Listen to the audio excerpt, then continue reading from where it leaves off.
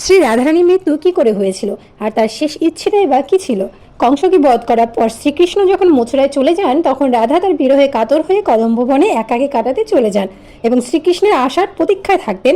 তার মুখে থাকতে শুধু কৃষ্ণ নাম। তার বিশ্বাস ছিল যে শ্রীকৃষ্ণ অবশ্যই একদিন তার সাথে দেখা করতে আসবে। আর এভাবেই তার সময় অতিবাহিত হতে হতে যখন রাধারানী বুঝলেন যে তার যাওয়ার সময় নিকটে, তখন তিনি তার বাইরে তুলসী গাছের কাছে এসে বলেন যে আমার যাওয়ার সময় এসে গেছে, কিন্তু আমি এভাবে যাব না। আমি ততক্ষণ যাব না যতক্ষণ না শ্রীকৃষ্ণ নিজে এসে আমাকে বিদায় দেয়।